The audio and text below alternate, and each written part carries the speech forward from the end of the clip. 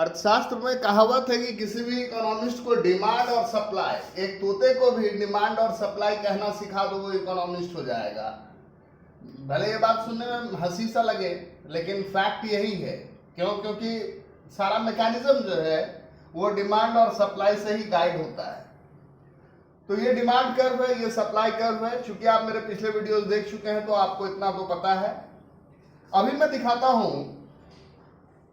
Demand में increase, ये एक नया कर्व बनेगा राइट में, इसलिए इसको ग्रीन से मैंने मार्क कर दिया है। ये आपका ओरिजिनल डी है, ये आपका डी डैश है। ये इंक्रीज बता रहा है। इंक्रीज बताने का क्या मतलब है कि सेम प्राइस पे ज्यादा खरीदो। पहले ये क्यू मात्रा थी, अब Q1 हो गई सेम प्राइस पे, या बढ़े हुए प्राइस पे सेम क्वांटिटी खरीदो।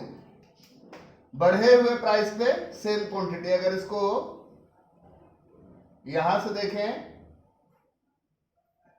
तो आप P डैश पे सेम क्वांटिटी है। तो जिसको कहते हैं मांग में वृद्धि, मांग में वृद्धि, उसका मतलब क्या हुआ? मतलब हुआ कि डिमांड कर्व राइट में शिफ्ट हो जाता है, शिफ्ट्स राइट। ये तो इसका ग्राफिकल मतलब हुआ। और लैंग्वेज में क्या मतलब हुआ? लैंग्वेज में मतलब हुआ उसी कीमत पर ज्यादा मात्रा खरीदा जाएगा, ज्यादा मात्रा, या बढ़े कीमत पर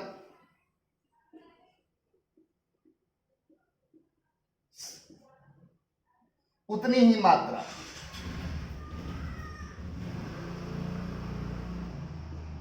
यानी प्राइस अगर ज्यादा हो गया तो आप सेम क्वांटिटी पर हैं या सेम प्राइस पे आप ज्यादा खरीद रहे हैं, तो ये हुआ मांग में वृद्धि का मतलब। उसी तरीके से अगर हम बोले मांग में कमी, तो मांग में कमी का क्या मतलब हुआ कि जो नया कर्व बनेगा वो क्या होगा? लेफ्टवर्ड शिफ्ट कर जाएगा। ये मैंने मांग में कमी बना लिया, डी डैश। यहां आपका P है, यहां आपका Q है। तो मांग में कमी,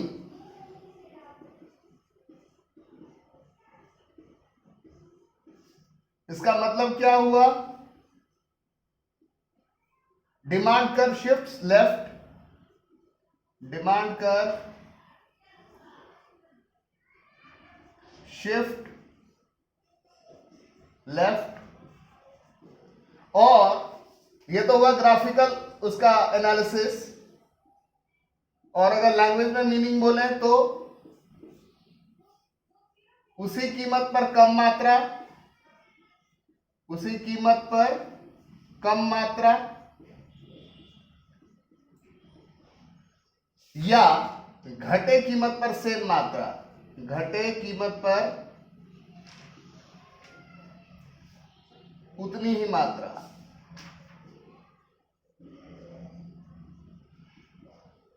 यहां पर यह आपको याद रखना चाहिए कि डिमांड फंक्शन जो है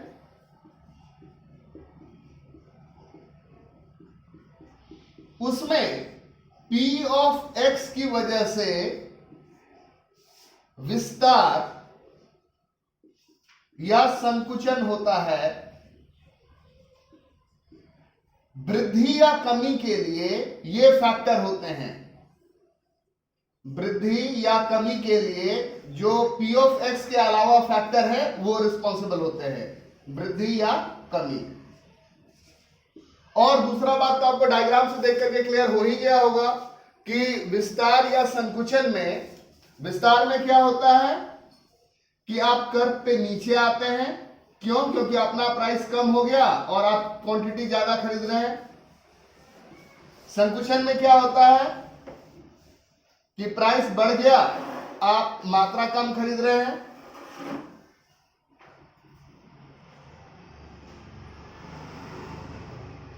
इसको पी डैश बोल लीजिए, ये पी, यहाँ पी डैश बोल लीजिए, यहाँ क्यू से Q1। तो ये सारा मीनिंग आपको क्लियर है।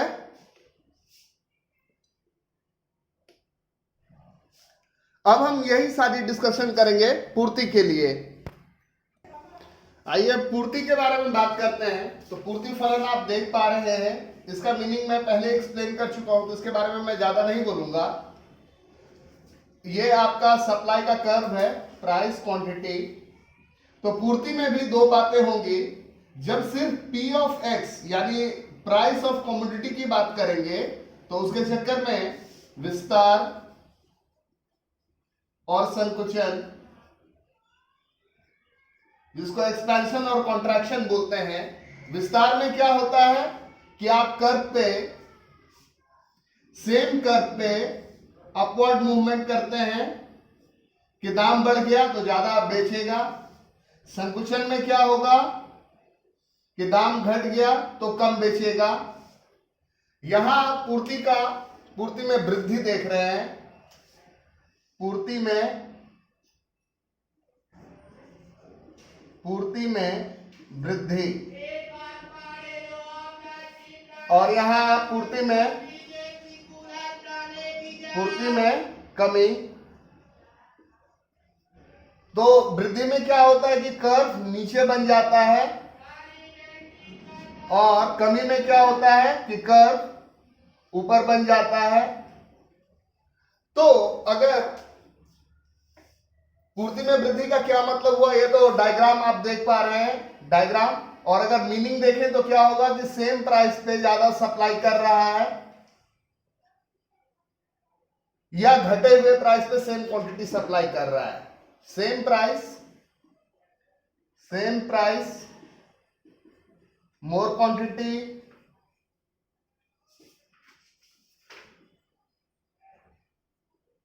ये तो पहला मीनिंग हुआ। दूसरा, रिड्यूस्ड प्राइस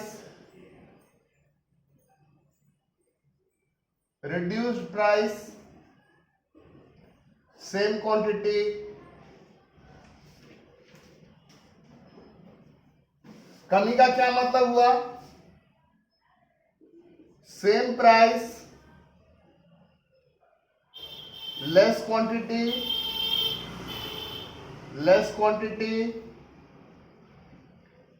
या दूसरा क्या मीनिंग हुआ, इंक्रीज प्राइस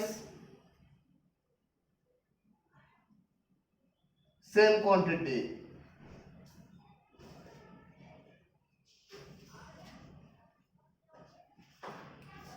अब आइए इक्विलिब्रियम और इक्विलिब्रियम पे पड़ने वाला असर क्या है, इस चीज को समझें। इसके लिए अलग अलग ग्राफ लेंगे, अलग अलग सिचुएशन क्रिएट करेंगे और तब स्टडी करेंगे। अब हम संतुलन की अवधारणा को समझेंगे। तो संतुलन की अवधारणा को समझने से पहले मांग और पूर्ति के नियमों को एक बार दोहरा लेने की आवश्यकता है। मांग का नियम क्या कहता है, अन्य बातों के समान रहने पर किसी वस्तु की कीमत और मांगी गई मात्रा में विपरीत संबंध होता है।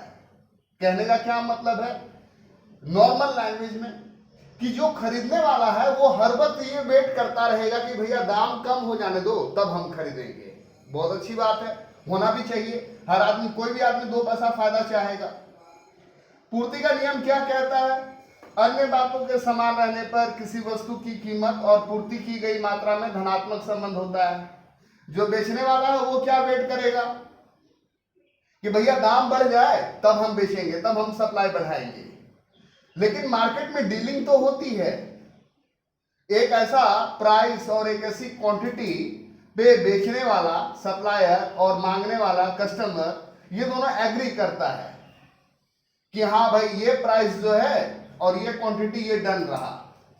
तो जिस पॉइंट पे डिमांड कर्व और सप्लाई कर्व दोनों एक दूसरे को काटेंगे उसको हम इक्विलिब्रियम या संतुलन का बिंदु कहते हैं।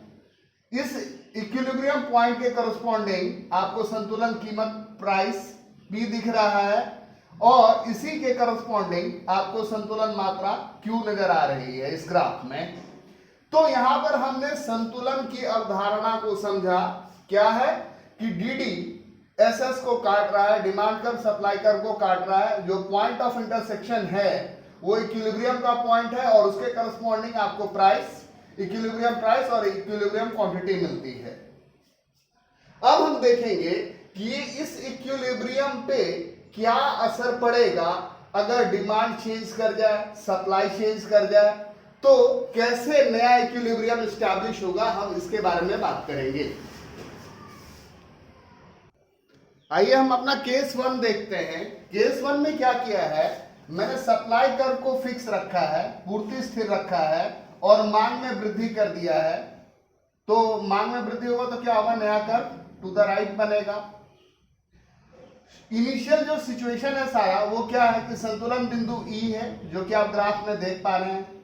संतुलन कीमत P है और संतुलन मात्रा Q है।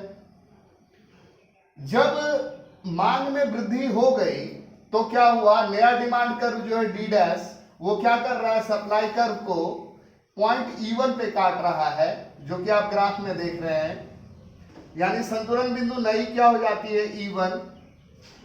संतुलन कीमत क्या हो जाती है, प्राइस बढ़ गया, प्राइस P से बढ़कर के P1 हो गया। सप्लाई फिक्स है, डिमांड बढ़ गया, डिमांड बढ़ गया तो क्या होगा, दाम बढ़ेगा। और मात्रा भी बढ़ गई, मात्रा Q से बढ़कर के Q1 हो गई। ये सारा नया सिचुएशन है। असर क्या हुआ कि संतुलन कीमत P से बढ़कर के P1 हो जाती है और संतुलन मात्रा Q से बढ़कर के Q1 हो जाती है। कब, जबकि पूर्ति स्थिर हो और मांग में वृद्धि हो जाए, उस वक्त का ये सिनारियो है। तो अब हम केस 2 करने वाले हैं। केस 1 में हमने क्या किया था, डिमांड को बढ़ाया था। अब हम डिमांड को घटाएंगे। तो डिमांड को घटाएंगे यानी लेफ्ट में कर्व बनेगा। लीजिए हमने डी डैश कर दिया।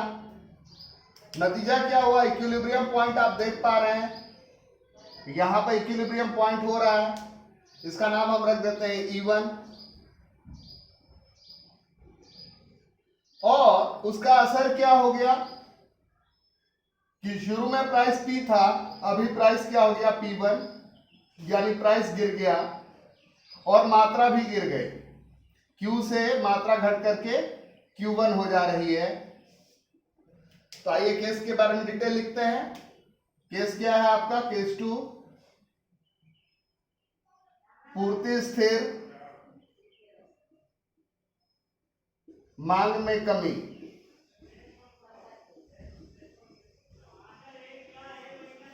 सारा सिचुएशन जो है पुराना वाला यहाँ है, नया सिचुएशन यहाँ लिखा हुआ है कि संतुलन बिंदु E1 हो गया, संतुलन कीमत P1 हो गई, संतुलन मात्रा Q1 हो गई, जो कि आप ग्राफ में देख भी पा रहे हैं। और इसमें असर क्या होगा, पहला असर हो रहा है कि प्राइस गिर जा रहा है, मूल्य P से गिरकर P1, मात्रा Q से कम होकर Q1। सिंपल बात है, डिमांड करेगा ही नहीं तो माल रखा रखा खराब होगा तो क्या होगा, जो दुकानदार है वो चाहेगा कि भाई थोड़ा कम दाम में भी बिक जाए। और चूंकि डिमांड है ही नहीं तो ऑब्वियसली जो मार्केट में परचेज होगा, जो बिकेगी मात्रा वो कम हो जाएगी। ये सिनारियो है, सिनारियो नंबर 2 हो गया आपका। तो अभी तक हम लोग जो कर रहे थे उसमें क्या कर रहे थे, हमने डिमांड में चेंज लाया था, एक बार डिमांड को बढ़ाया था, एक बार घटाया था। अब जरा ये काम सप्लाई के लिए करते हैं। तो इस बार क्या करते हैं, डिमांड कर्व को फिक्स रख देते हैं, जो शिफ्ट होगा ना, जो चेंज करेंगे वो सप्लाई के लिए करेंगे। तो इस बार क्या करते हैं, सप्लाई को बढ़ा देते हैं। डिमांड फिक्स और सप्लाई बढ़ गया, लीजिए सप्लाई बढ़ा दिया। तो आप क्या नोटिस कर रहे हैं कि नया इक्विलिब्रियम पॉइंट आपको मिल जा रहा है E1। और इस E1 के कोरस्पॉन्डिंग आप क्या देखिएगा, देखिएगा कि प्राइस आपका गिर जा रहा है। पहले प्राइस क्या था P, अभी आपको प्राइस जो मिला है वो P1, वो नीचे मिल रहा है। और लेकिन क्वांटिटी जो है वो बढ़ गई, क्वांटिटी बढ़ गई। तो अब जो ये फाइंडिंग है इसको लिख लेते हैं। तो आइए फाइंडिंग लिखते हैं। क्या है? मांग स्थिर पूर्ति में वृद्धि। पुराना संतुलन क्या था, नया संतुलन क्या था, ये सारा यहां लिखा हुआ है ऑलरेडी। नेट इंप्लीकेशन क्या हुआ कि संतुलन कीमत P से घट करके P1, नई कीमत, संतुलन इंप्लाइड है यहां पे, P से घटकर P1। प्राइस तो गिर जा रहा है, लेकिन चूंकि आपने सप्लाई बढ़ा दिया है तो क्या होगा, क्वांटिटी बढ़ेगी। नई मात्रा Q से बढ़कर Q1। तो अभी हमने क्या किया, सप्लाई को इंक्रीज किया। नेक्स्ट ग्राफ में हम लोग करेंगे सप्लाई को डिक्रीज करेंगे और तब देखेंगे ये क्या होता है। तो पिछले वीडियो में क्या देखा था आपने, इससे पिछले वाले में, कि हमने सप्लाई को बढ़ाया था और अब हम सप्लाई को कम करने वाले हैं। तो सप्लाई को कम करने वाले हैं तो क्या होगा, जो ओरिजिनल सप्लाई कर रहे हैं उसके ऊपर में बनेगा। लीजिए सप्लाई को कम कर दिया, ये पूर्ति में कमी आ गई। तो नया इक्विलिब्रियम आप देख पा रहे हैं कि नया इक्विलिब्रियम क्या हो रहा है, E से शिफ्ट करके E1 हो जा रहा है। और आप क्या देख रहे हैं कि इसके कॉरस्पॉन्डिंग अगर प्राइस लेंगे तो P1 जो कि इस प्राइस से ऊपर है, लेकिन मात्रा जो है वो क्या हो जा रही है, वो कम हो जा रही है। यहां प्राइस तो बढ़ गया लेकिन क्वांटिटी कम हो गई। तो आइए इस सारे केस का फाइंडिंग लिखते हैं। केस क्या है, मांग स्थिर है और क्या कर रहे हैं, पूर्ति में कमी। नतीजा क्या क्या हुआ, असर क्या आया कि वही संतुलन बिंदु E1, संतुलन कीमत P', संतुलन मात्रा Q1, ये सारा तो हो ही गया, ये ऑलरेडी आपका इंफॉर्मेशन है। लेकिन यहां रियल सेंस में अगर असर देखें तो क्या हुआ, नई कीमत P से बढ़कर P', नई मात्रा Q से घटकर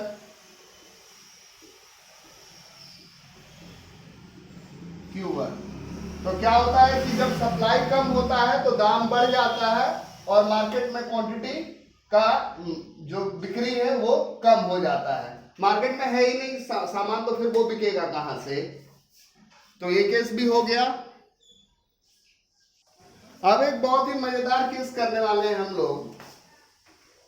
उसमें क्या होगा कि डिमांड भी बढ़ेगा और सप्लाई भी बढ़ेगा और दोनों सेम प्रोपोर्शन में बढ़ेगा। लीजिए डिमांड को और सप्लाई को ये ड्रॉ कर लेते हैं, इक्विलिब्रियम एस्टैब्लिश कर लिया, ये P और ये Q, ये आपका इक्विलिब्रियम एस्टैब्लिश हो गया।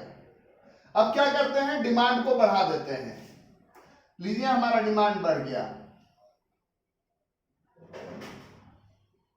और ये आपका ओरिजिनल डिमांड कर्व था, और जितना डिमांड बढ़ा है जिस प्रोपोर्शन में, सेम उसी प्रोपोर्शन में सप्लाई को भी बढ़ा देते हैं।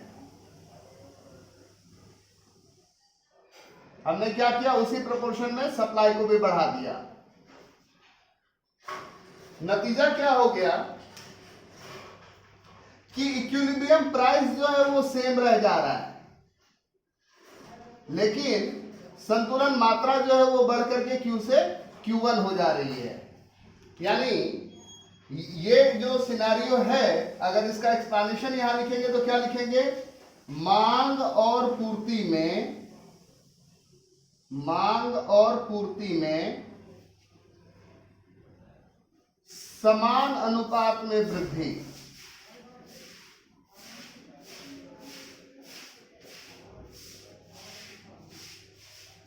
नतीजा क्या हुआ, संतुलन कीमत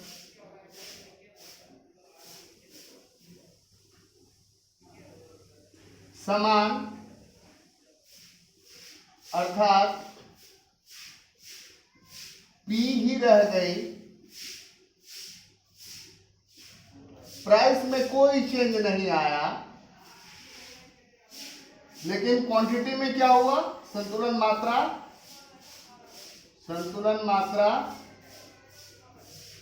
Q से बढ़कर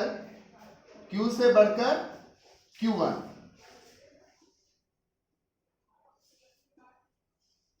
हो गई। अब आपको बहुत सारा सिनेरियो कर देगा। ये बेसिक जो आपने 5 डायग्राम और उसका एक्सप्लेनेशन देखा, उसी में क्या करेगा, बोलेगा कि डिमांड भी बढ़ रहा है, सप्लाई भी बढ़ रहा है, लेकिन सप्लाई में वृद्धि ज्यादा हो रही है, तो क्या होगा।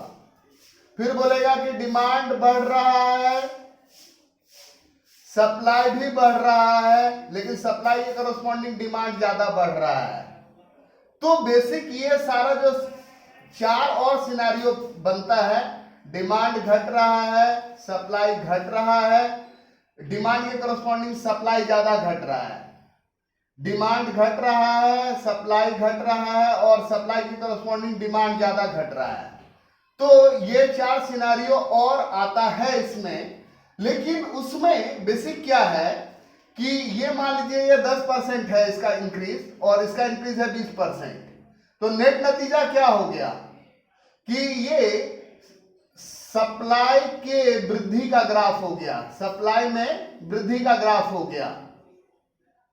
यहां पर क्या है कि ये सपोज कर लीजिए 10% बढ़ा और ये 5%, तो ये क्या हो गया, ये डिमांड में वृद्धि का ग्राफ हो गया। ये क्या हो गया, डिमांड में वृद्धि, उसका जो सिनेरियो होगा वही सेम रिप्रेजेंटेशन हो जाएगा। यहां पर क्या है कि डिमांड गिर रहा है 10%, सप्लाई गिर रहा है मान लीजिए 20%, तो ये क्या हो गया, सप्लाई में कमी का ग्राफ हो गया, सप्लाई में कमी। और यहां पर मान लीजिए क्या कि डिमांड गिर रहा है 5%, सप्लाई गिर रहा है 1%, तो ये क्या हो गया, डिमांड में कमी का ग्राफ हो गया। तो मुझे नहीं लग रहा है कि इसको अलग से रिप्रेजेंट करने का काम है। क्यों, क्योंकि अब आप ग्राफ में मैनिपुलेशन करना सीख गए हैं। जैसे अब ये पहला वाला ग्राफ है, इसको मैं कर देता हूं थोड़ा सा, कि ये लीजिए, ये रहा आपका डिमांड कर्व, ये रहा सप्लाई कर्व। अब क्या हो रहा है, सप्लाई बढ़ रहा है 20%, सप्लाई को बढ़ा दिया 20%, और डिमांड जो है उसमें थोड़ा सा बढ़ाया, ये S1 हो गया और ये D डैश हो गया। तो नतीजा क्या हुआ, शुरू में आपका इक्विलिब्रियम ये था, और अब क्या हो गया, नया इक्विलिब्रियम ये वाला हो गया। तो सप्लाई के बढ़ने से जो असर होता है, सप्लाई के बढ़ने से असर क्या होता है कि प्राइस गिर जाता है, जो कि आपको दिख भी रहा है, और मात्रा क्या होती है, बढ़ जाती है, जो कि आपको डायग्राम में दिख रहा है। तो बेसिक ये 4 ग्राफ भी हैं, और उसमें असर क्या डालना है वो असर आपने पहले ही सीख रखा है। तो मुझे लगता है कि आपको इन सारी चीजों को कॉपी में लिख लेना चाहिए, दोहरा लेना चाहिए। डाउट होने से आप कमेंट करके पूछ भी सकते हैं। Thank you.